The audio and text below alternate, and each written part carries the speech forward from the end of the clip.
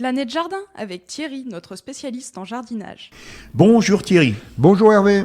Les tomates, alors donc on en a parlé il y a quelques semaines en arrière, mais là c'est pour faire un renouvellement. Oui, disons que les premières tomates qu'on a parlé il y a quelques semaines, c'est les tomates qui vont aller en serre. Qui ont été en serre. Oui. Donc ceux-là, on les a plantés plus tôt, bien entendu. Donc normalement, déjà, ils devraient déjà avoir une bonne végétation. C'est aussi les plantations extérieures. C'est vrai que l'année dernière, on n'a pas été vernis sur ce coup-là. Oui. Toutes les tomates qui ont été en extérieur, sauf des tomates avec un bon paquet de traitements, ont résisté plus ou moins, quoi. Mais autrement, moi je sais que personnellement, aucune tomate en extérieur l'année dernière.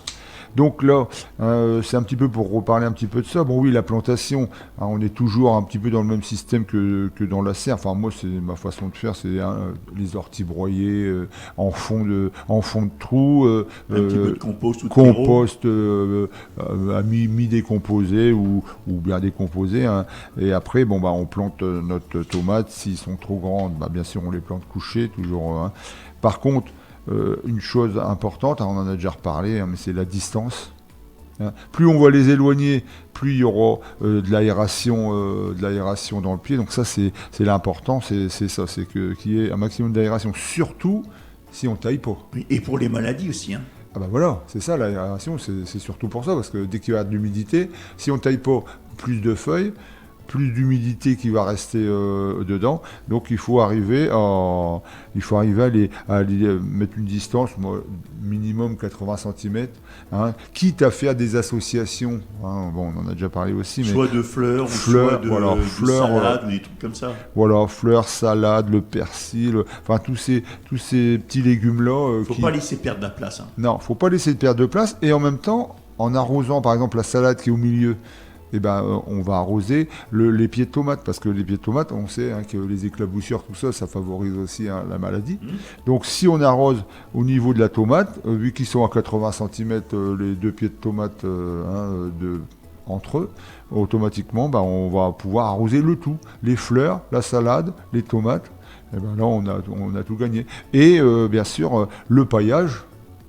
Le paillage, ça, là, on a eu un petit coup de pluie, mais le coup de sec avant, il a fait mal aussi. Donc, on a beaucoup de plants qui ont eu mal, quoi. Et puis au mois de mai, il a quand même fait assez froid. Tu sais, je me rappelle que tu me disais, aux alentours après les Saintes Glaces, il y a jusqu'au à peu près 24-25. Oui, c'est ça. Tu disais qu'il pourrait y avoir un coup de froid. Voilà. Et on a encore, là, actuellement, des jours froids le matin à 10-12 degrés, c'est pas beaucoup, quoi. Alors qu'on a eu des journées bien plus chaudes avant, donc là on est un petit peu à l'envers dans les... Donc voilà. Donc après la taille, c'est ce qu'on disait. Oui. On taille pas. Bon, on est toujours dans la même toujours discussion. Toujours deux écoles, oui. Bon, ça c'est un choix. Après tuteur ou pas tuteur. Donc là, il faut aussi réfléchir à la variété de tomates qu'on veut installer, comme par exemple la tomate Roma, qui est une petite tomate trapue. Moi, j'aime bien cette tomate-là, qui n'a pas besoin de tuteur. D'accord. Donc ça, c'est le premier avantage. Voilà. Deuxième avantage, c'est une tomate charnue. Voilà. Ça pour les pizzas. Pas beaucoup d'eau. Ah ouais. Pour les pizzas, c'est trop top. Moi, j'aime bien cette tomate-là. Et j'avais testé aussi, même pour des tomates qui sont plus grandes, de les poser sur des clayettes. Enfin, pas des clayettes, des cagettes. Tu vois, les cagettes qu'on récupère dans les supermarchés.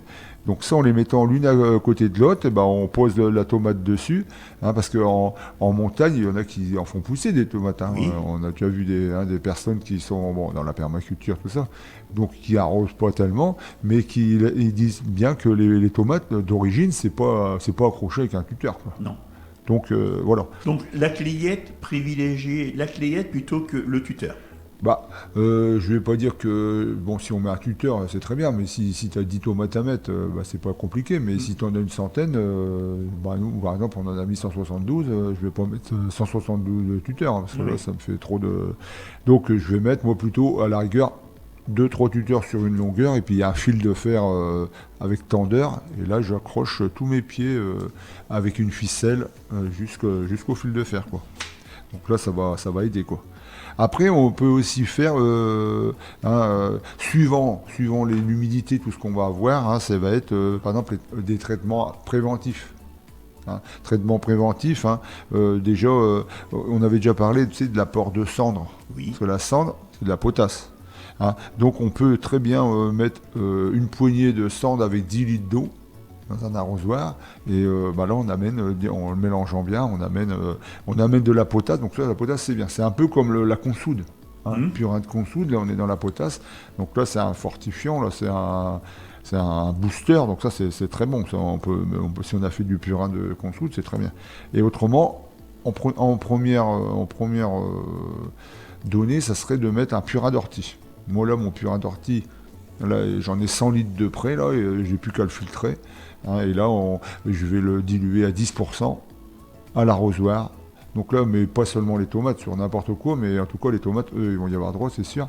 C'est justement ce qui va les stimuler, puis qui va leur donner plus de force à résister aux maladies. Donc voilà, par rapport à ça, quoi. Donc par rapport à toutes ces petites choses, voire par rapport aux tomates et aux variétés, quoi. Thierry, tu peux nous donner le conseil du jour? Oui, donc là, le conseil du jour, disons que ça va aller un petit peu aussi avec les tomates, mais avec bon nombre d'autres légumes. Ce serait d'installer des fleurs mellifères, un maximum de fleurs mellifères autour et dans les légumes.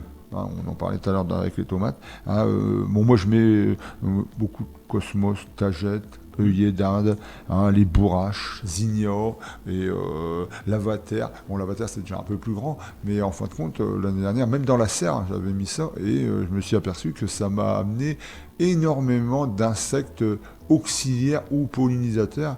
Et là, ça m'a vraiment aidé de ne pas avoir besoin de mettre de produits autres par rapport à ça, quoi.